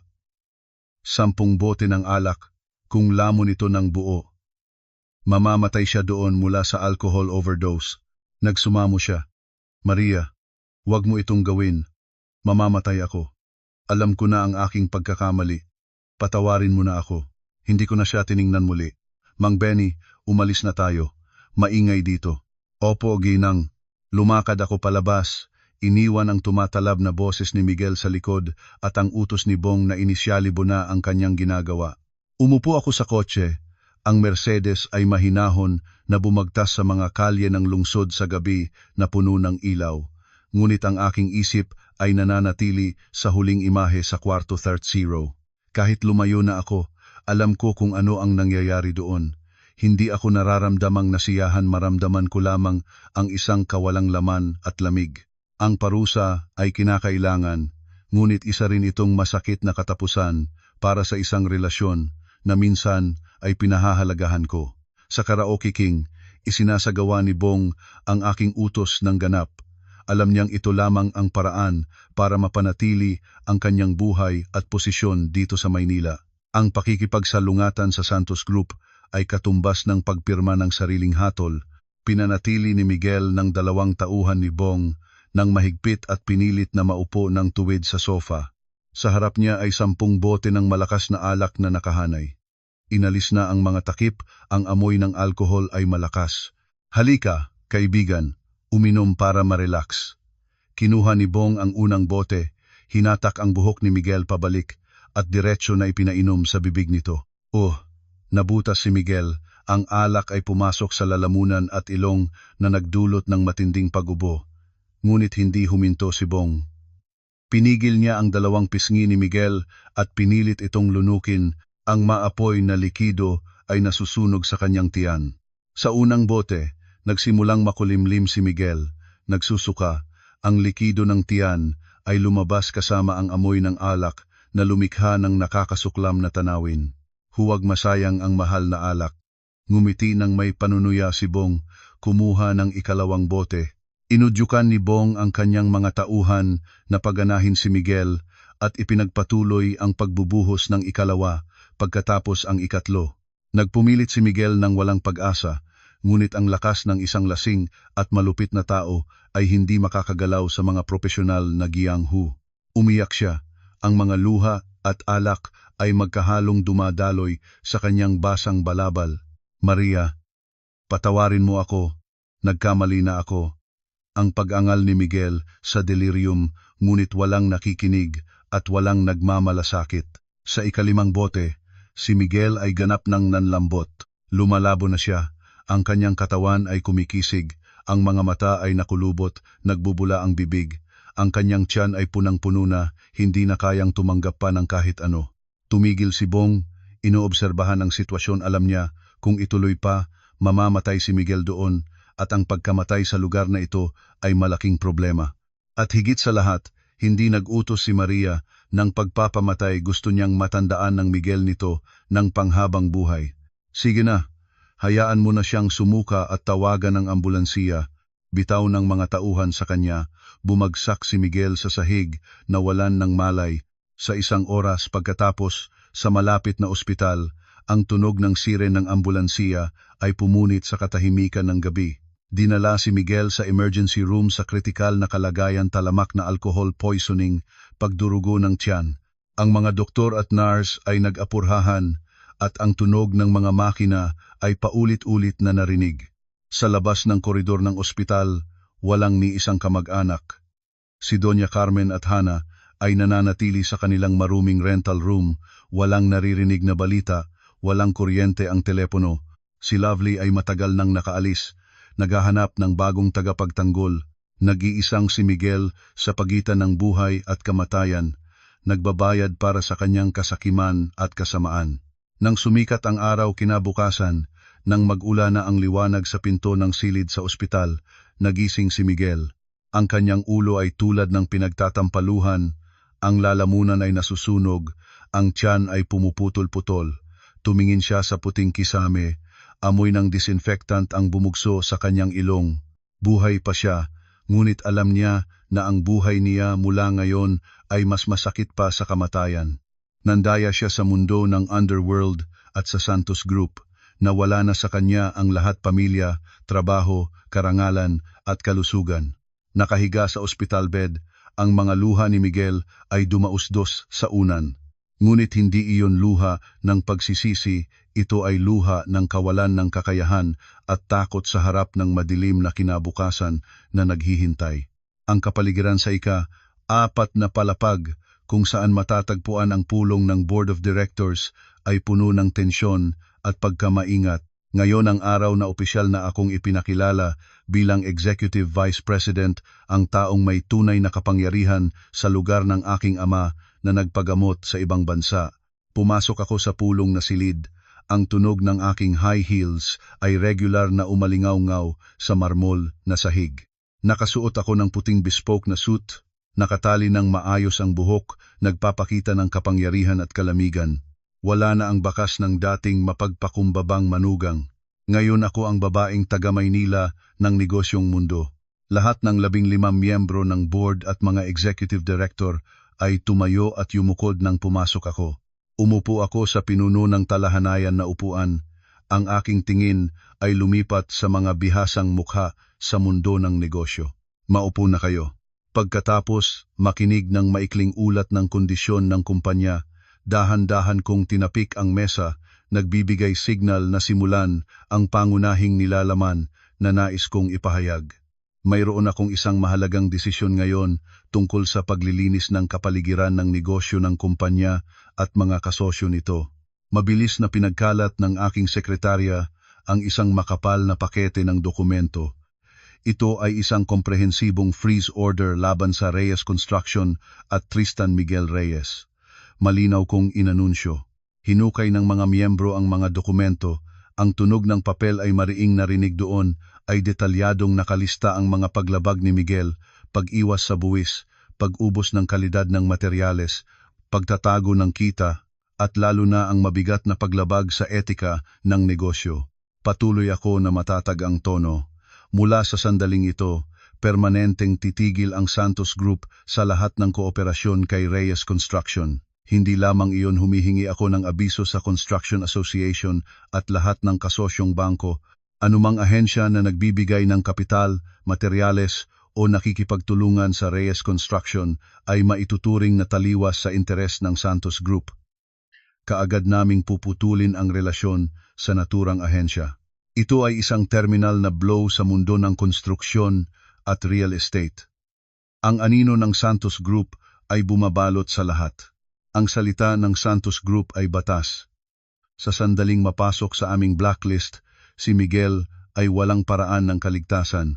Walang magtitinda ng semento o buhangin sa kanya, walang magpapautang at tiyak na walang magbibigay ng kontrata sa kanya. Isang matandang direktor ang nagsalita, may alinlangan ang tinig.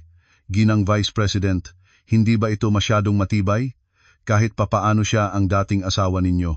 Direkta akong tumingin sa kanyang mga mata, ang aking malinaw na tingin ay nagpababa sa kanyang paningin.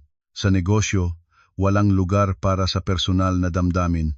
Miguel Reyes ay hindi lamang nagtraidor sa akin, gumawa siya ng peking mga dokumento para sa kalidad ng konstruksyon, naglagay ng panganib sa buhay ng mga residente. Kung tatakpan natin ito, maaapektuhan ang reputasyon ng Santos Group. Inaalis ko ang isang tumor, hindi nagpapaghiganti para sa sarili. Ang buong pulong silid ay tahimik, walang nagsasalita pa. Naintindihan nila na ang babae sa harap nila ay hindi isang palayawin na anak ng may-ari ng kumpanya, siya ay isang mapagpasyang leader na may pagpigil kapag kinakailangan. Sumasang-ayon ako sa desisyon ng Vice President. Isang miyembro ang nagtaas ng kamay ng pagsang-ayon, sumasang-ayon din ako. Sunod-sunod na ang mga kamay ay itinaas. Ang freeze order ay ganap na inaprubahan. Sa parehong oras, sa ospital, si Miguel ay kamamulat pa lamang mula sa pagkakamatay niya nang tumanggap ng tawag mula sa dating katulong. Miguel, tapos na kami. Inanunsyo ng Santos Group ang komprehensibong ban sa industriya laban sa aming kumpanya. Kanselado na ang lahat ng order ng mga supplier. Pinagbawalan kami ng aming kasalukuyang opisina. Umalis na ang lahat ng empleyado. Talagang wala na lahat. Narinig ito ni Miguel, nahulog ang kanyang telepono sa hospital bed. Nakatingin siyang blanko sa kisame. Alam niya kung ano ang ibig sabihin ng ban, naalis na siya sa mapa ng negosyo. Mula ngayon, ang pangalan ni Tristan Miguel Reyes sa mundo ng konstruksyon ay magiging isang dungis, isang taong itinapon. Habang naghihirap si Miguel sa ospital sa maruming rental room, ang isa pang masama loob na balak ay pinagplanuhan. Si Lovely ay bumalik hindi dahil sa pagmamahal pa sa Miguel, kundi dahil pinalis siya ng bagong lalaki pagkatapos naging pula ang kita at naubos ang pera niya. Wala nang mapuntahan, bumalik si Lovely sa maruming lugar na ito na dala ang matinding galit sa akin. Iniisip niya na ako ang sanhi ng lahat ng kanyang kawalang. Tumingin si Lovely kay Doña Carmen na nakaupo ng malungkot sa sulok ng silid, kumakain ng lulutong mie sa malaming basong puno ng tubig. Si Hana naman ay nakahiga at nagtatext, nagrereklamo na niloloko ng mga kaibigan sa social media. Tita, gusto mo bang mabawi ang lahat ng nawala? Umupo si Lovely malapit kay Doña Carmen, ang boses ay bumubulong. Itinaas ni Doña Carmen ang mga mata, ang mga matang malungkot ay pumitik ng kaunti. Paano? Ngayon na siyang makapangyarihan, anong magagawa natin sa kanya? Ngumiti si Lovely nang mapanlinlang. Wala tayong pera ngunit may bibig tayo. Nakalimutan mo ba kung gaano kalakas ang social media ngayon? Isang live stream lang, ang online community ay maaring maawa sa atin. Ang mga Pilipino ay mabuting maawa sa mahirap, mapuot sa mayaman. Ibig mo bang sabihin, Nag-alinlangan si Doña Carmen, mag-livestream, tatayin natin si Maria, sabihing siya ay isang masamaloob na manugang nananlait sa biyenan, nag-imbento ng salaysay para mapalayas ang asawa, malinaw na sinabi ni Lovely, umiyak ka, nang malakas, mas malungkot mas mabuti. Ang mga tao ay palaging naaawa sa mahirap. Natanggap ni Doña Carmen ang ideya siya na malakas ang bibig at lubos na nagagalit sa akin at ito ay eksaktong tamang gagawin para sa kanya. Magaling siyang kumilos. Sige, ipapakita ko sa buong mundo ang tunay na ugali ng masamang ito. Kaya handa na sila. Ginawa ni Lovely ang ama ng produksyon. Pinasok si Doña Carmen sa pinakamaruming damit, naglagay ng kaunting gray powder sa mukha para mukhaing payat at lanta. Inayos ang silid para mas gusot at dumi ang hitsura. Si Hana naman ay ginawang camera person at komento reader para mabigyan ng cue ang ina. Nang gabing iyon, tiempo ang gintong oras. Nagsimulang mag-livestream ang Facebook account ni Hana. Nakatatawang pamagat. Ang katotohanan tungkol sa babaeng may kapangyarihan sa Santos Group, isang mapaghamak na manugang na nagpalayas ng biyenan. Mula nang mag-live, agad nagganap si Doña Carmen. Nakaupo siya sa basag na banig, umiiyak ng walang hinto. Mga kababayan, tulungan ninyo kami, napakasakit ng sitwasyon namin. Ang aking manugang, si Maria Santos, ang pinuno ng Santos Group, napakasama niya. Bumalik siya bilang manugang namin ng 3 taon. Pinakamahal ko siya tulad ng sariling anak. Ngunit huwak, nangapal ang iyak ni Doña Carmen. Ang boses ay nanginginig. Nagkanayon siya sa mayamang lalaki at pagkatapos ay iniakusa ang aking anak. At dahil mayaman ang kanyang pamilya, pinaupa niya ang mga tao para hampasin kami at ipalabas kami sa bahay sa gitna ng ulan. Si Lovely, na nakaupo sa tabi na nagpapanggap na isang mababaiting kapitbahay, ay nagdagdag ng pampalasa. Tama po, mga kababayan. Nakatira ako sa tabi at nakita ko ang lahat. Kaawa-awa ang matanda pagkaraan ng lahat, kumakain ng noodles lang araw-araw. Ang manugang na iyon ay nagmamaneho ng kotse at nakatira sa malaking bahay, ngunit wala siyang binibigay sa biyenan kahit 1 sentimo. Nagsimulang kumulo ang online community. Ang mga taong hindi pa alam ang buong kwento, nakakita lamang ng matandang babae sa maruming silid, ay agad na nagpost ng mga negatibong komento laban sa akin. Napakasama talaga. Boycott Santos Group. Ganito pala ang mga mayaman ngayon, walang konsiyensya. Kung ganyan pala ang manugang, dapat ngang palayasin. Ang bilang ng mga manonood ay tumaas ng husto mula ilang daan, pataas sa libo-libo, pagkatapos 10,000 ang nanonood live. Sa aking opisina, si Lani, ang aking sekretarya, ay nagmadaling pumasok na hawak ang iPad. Maria, pinamamalain kanila online. Ang sentimiento ng publiko ay talagang mainit. Ang stocks ng kumpanya ay bahagyang bumaba.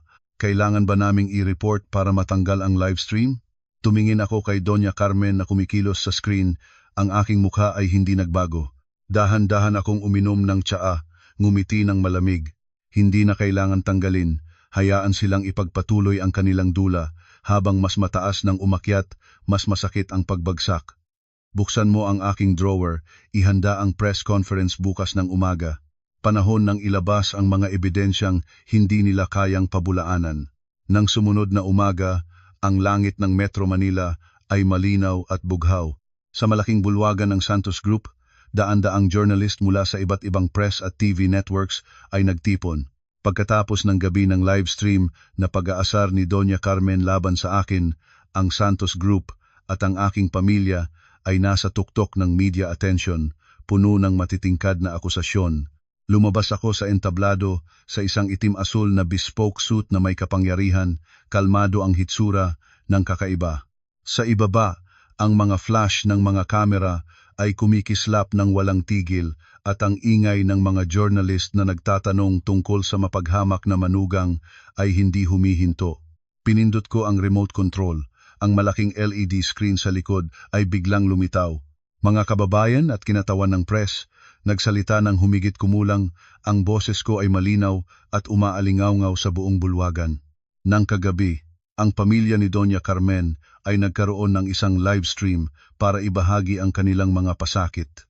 Iginalang ko ang kanilang karapatang magsalita, ngunit mayroon din akong karapatang ipakita ang mga katotohanang suportado ng mga numero at larawan. Pinindot ko ang unang button. Sa screen ay lumabas ang detalyadong bank statement ko. Sa loob ng 3 taon, ang mga pulang hanay ng pera ay nakabilog. Sa loob ng 3 taon bilang asawa, tahimik akong naglipat ng kabuuang 50 milyong piso mula sa aking personal na ari-arian patungo sa account ng Reyes Construction upang iligtas ang mga proyektong malapit ng malugi. Narito ang lahat ng resibo ng paglilipat na may red seal ng bangko. Sinabi ni Doña Carmen na mahirap na asawa na nagpalayas sa marangal na pamilya. Kaya, may asawa ba kayong nakakaalam na dumadaldal ng sariling pera para palaguin ang negosyo ng kanyang asawa na magkahiwalay? Nagulat ang buong bulwagan. Ang mga journalist na live streaming ang kaganapan ay nagsimulang baguhin ang kanilang mga pamagat. Ngunit hindi pa iyon lahat. Nagbukas pa ako ng audio file. Ang boses ni Doña Carmen ay malinaw na narinig. Walang pag-aatubili. Suriin mo ng mabuti. Paano natin mapapapirma si Maria sa life insurance contract na ang beneficiary ay ako at si Miguel? Kung may mangyari sa kanya, ang aming pamilya ay magiging malusog magpakailanman. Ang boses ng mananamba sa kabilang dulo ay sumusuggest ng mga paraan ng pang-aabuso na nagpagulos sa buong bulwagan. Si Doña Carmen sa video ng kagabi ay kaawa-awa, ngunit ang boses sa audio na ito ay ganap na masamang loob. At sa wakas ay inihagis ko ang pinaka-mapanganib na ebidensya. Mga klip na hinango mula sa CCTV sa loob ng BMW ni Miguel. Sa kotse, sina Miguel at Lovely ay nagyakapan, natawa, at pinagplanuhang mag-utos sa Palacio Residences Project. Sinabi pa ni Miguel, kapag nailabas ko na ang pondo ng pamilya niya, ititiwalag ko ang matandang pagod na iyon para mapangasawa ko ng maayos ang taong gusto ko. Makikita ninyo, sabi ko, ang aking mga mata ay direkta sa kamera. Tahimik akong nagtiis upang mapanatili ang karangalan ng isang pag-aasawa, ngunit ang aking katahimikan ay ginamit bilang sandata laban sa akin. Lahat ng ebidensyang ito ay ipinapadala na sa National Bureau of Investigation. Kaagad, ang sentimiento ng social media ay nagbago ng mabilis. Ang mga taong kagabi lamang ay nagmumura sa akin, ngayon ay lumipat at inaatake ang page ni Hana at Lovely. Ang bilang ng mga manonood ng live stream ni Doña Carmen ay bumagsak ng husto, pinalitan ng libu-libong galit na komento na humihingi ng pagkukuwenta ng pamilya ni Reyes. Ang sampal ng katotohanan ay ganap na ginugol ang pamilya ni Miguel. Sa maruming rental room, si Lovely ay ngayon ay ganap na walang mapantungan. Inalis na siya ng lahat, ginawa niyang salarin. Lumapit si Lovely kay Doña Carmen, "Tita, huwag na kayong mag-alala, mayroon pa tayong mabibigay sa kanila ang mga teknikal na blueprint na kinuha ni Miguel mula sa opisina ni Maria. Ito ay isang core technology. Ang karibal ng Santos Group si Ginoong Reyes ng Pilipinas, Mega Development, ay sabik na sa technology na ito. Kung ibenta ninyo ito, may sapat na pera kayong makakatawid sa ibang bansa ngayong gabi." Natulala si Miguel. Alam niya na ito ay intellectual property na pinag-aralan ni Maria ng maraming taon. Ngunit sa desperasyon, ang selfish na ugali ni Miguel ay nanalo. "Sige, makipag-ugnayan ka kina Ginoong Reyes. Sabihin sa kanya na magdala ng cash at magpasya kami bukas ng gabi." Hindi niya alam na ang lahat ng kanyang ginagawa ay nasa ilalim ng aking kontrol. Ang technology na iyon ay personal na nairehistro ko sa aking pangalan noong estudyante pa ako sa ibang bansa. At mas mahalaga pa, matagal ko nang nalaman na ninakaw niya ang hindi kumpletong draft. Sa buong araw, tahimik na inihanda ni Miguel at Lovely ang kanilang gamit. Sinabihan ni Miguel si Doña Carmen at Hana na manatili muna at kapag nakapunta na siya sa ibayong dagat ay magpapadala na siya ng pera. Umiyak si Doña Carmen, humawak sa paa ng anak, ngunit malamig itong inalis ni Miguel. Sa kanyang mga mata ngayon, ang kalayaan at ang 10 milyong piso ay pinakamahalaga. Nagiging isang kriminal na naging desperado. Ang meeting place ay isang garden cafe sa isang tahimik na lugar sa Quezon City. Isang matangkad na gusali na maraming punong may maraming landas, angkop para sa pagtatago kung may bagyo. Dumating sina Miguel at Lovely ng 10 minutong maaga. Yakap ni Miguel ang kanyang briefcase na may mga dokumento at hard drive. Ang mga mata ay patuloy na nagsisiyasat sa paligid. Nakasuot ng maraming tela, si Lovely, nakatago ang kalahati ng mukha sa salamin. Pagkatapos ng ilang sandali, isang malusog na lalaking nasa gitnang gulang, nakasutela na suit ay pumasok. Iyon nga si Ginoong Reyes. Kasunod niya ang 2 binata na nagdadala ng mabigat na maleta. Nasaan ang pera? Nagtanong agad si Miguel, nanginginig ang boses. Nagsenya si Ginoong Reyes sa kanyang mga tao na buksan ang maleta.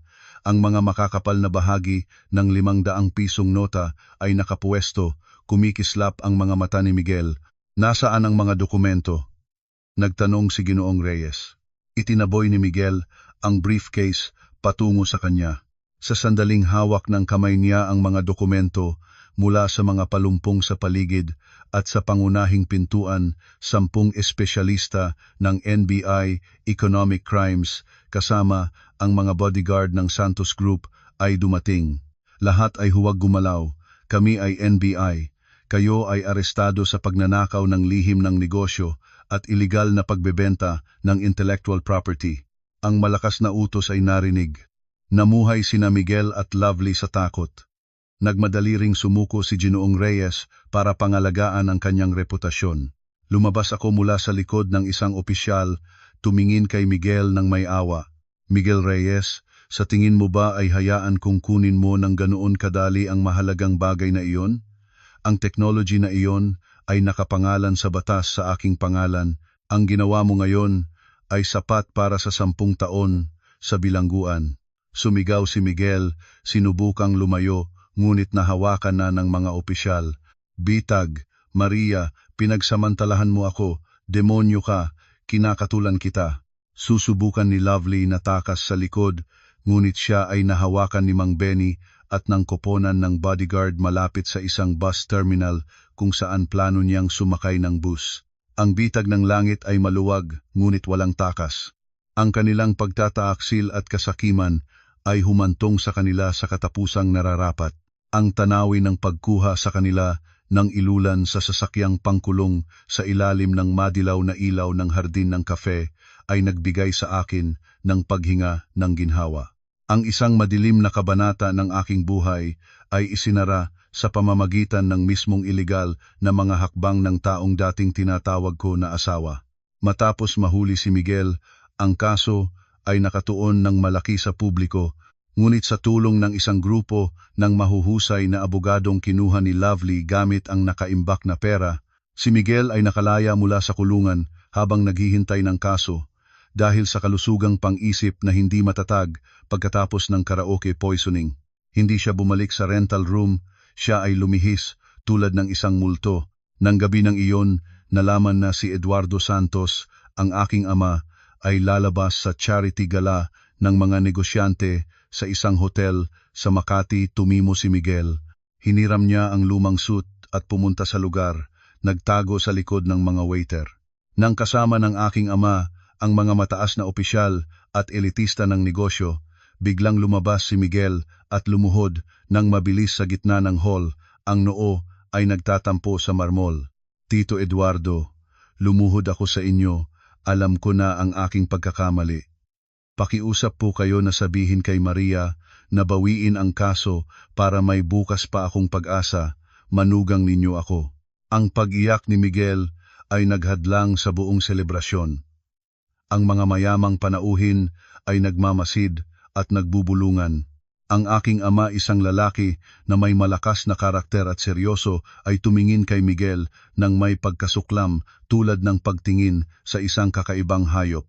Hindi siya nagalit, kalmado siyang umatras ng isang hakbang at nagsalita ng may mababang, malungkot na tono. Nagkamali ka. Mayroon akong isang anak na babae at ang aking anak ay walang asawang tulad mo. Isang negosyante ako, ngunit isa rin akong ama. Sinusundan ko lamang ang salita ng aking anak. Kung sinabi niya na hindi ka karapat-dapat na maging tao, wala ka sa aking mga mata. Sa tamang sandali, bumaba ako mula sa malaking hagdan ng hotel. Nakasuot ako ng pula-pulang evening gown. Ang alahas ay nakikinang sa ilalim ng ilaw. Marangya akong lumakad, nilapasan si Miguel tulad ng paglipas sa isang basura sa daan. Bakit pinapahintulutan ang mga estranherong manligalig dito? Mahinahon akong tinanong. Ang koponan ng seguridad ng hotel ay nagmadaling dumating. Binuhat si Miguel tulad ng pagbubulsa ng ampon na aso. Sumigaw iyak si Miguel, tinawag ang aking pangalan ng may kalungkutan ngunit walang nagmamalasakit. Hinila siya palabas ng hotel, ibinasag sa sidewalk ng Ayala Avenue sa harap ng napakaraming dumadaan. Ang kahihiyan na ito ay mas masakit pa sa anumang kaparusahan o ilang taon sa bilangguan. Opisyal na siyang tinanggal sa mundo ng mga mabuting tao at matagumpay. Ang ingay noon ay humupa na, nagbigay daan sa mga bagong tagumpay ng Santos Group. Si Tristan Miguel Reyes, pagkatapos ng pangalawang pagdinig ng kaso, ay nahatulang 20 taon sa bilangguan para sa pinagsama-samang mga paglabag panloloko, pag-aagaw ng ari-arian, pagnanakaw ng lihim ng negosyo, at pagubos ng kalidad ng materyales na nagdulot ng matinding pinsala. Sa araw ng korte, siya ay payat at may puting buhok sa murang edad. Si Lovely ay hindi rin nakaligtas sa batas 11 taon sa bilangguan para sa sabwatan. Si Doña Carmen, nang marinig na ang anak ay opisyal na nakulong at nasamsam ang lahat ng natitira niyang pera bilang kabayaran para sa pinsala, ay nagkaroon ng stroke, nabahala ang kalahati ng kanyang katawan at nawala ang kanyang kakayahang magsalita. Dahil matagal na lumayo si Hana kasama ang ibang lalaki sa ibang bansa, naiwan si Doña Carmen sa isang pampublikong nursing home para sa mga walang pag-aalaga. Araw-araw, nakaupo lamang siya sa wheelchair na tinitingnan ang labas ng bintana, nagbubuga ng mga tunog na walang kahulugan. Ang malabong mga mata ay puno ng murang pagsisisi. Wala na ang mga masasarap na pagkain, wala na ang ginto at alahas. Nag-iisang nabubuhay sa lamig at pagkahiwalay. Nakatayo ako sa bubungan ng Santos Tower, tinitingnan ang buong Metro Manila na nagsisimulang maliwanag sa gabi. Ang hangin ng gabi ay humihip ng malakas, pinapagaan ang mga peklat sa aking puso.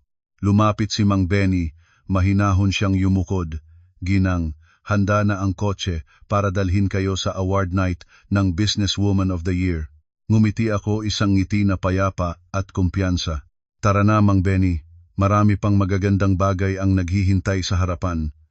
Natuto ako ng isang mahalaga at mahal na aralin tungkol sa mga tao. Ang katotohanan ay maaaring maitago, ngunit hindi ito mawawala kailanman. Ang mga taong nabubuhay sa panlilinlang at kasakiman ay sa huli ay lulubog sa kanilang sariling bitag. Pumasok ako sa elevator, handa na para sa mga bagong taas. Ang aking puso ngayon ay walang puwang para sa galit, mayroon lamang mithiin na mag-ambag at palakasin ang Santos Group. Sa nakalipas na isang taon, hindi lamang ako nagpanumbalik ng aking katayuan, naging simbolo rin ako ng katatagan at katarungan. Ang tunay na kaligayahan ay wala sa kayamanan o karangalan, ito ay nasa kapayapaan ng puso kapag namumuhay tayo ng naaayon sa ating konsiyensya.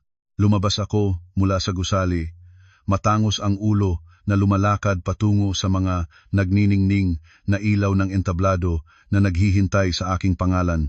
Natapos na ang kwento ng nagpanggap na mapagpakumbabang manugang, ngunit ang paglalakbay ni Maria Santos bilang tagapangulo ay nagsimula pa lamang.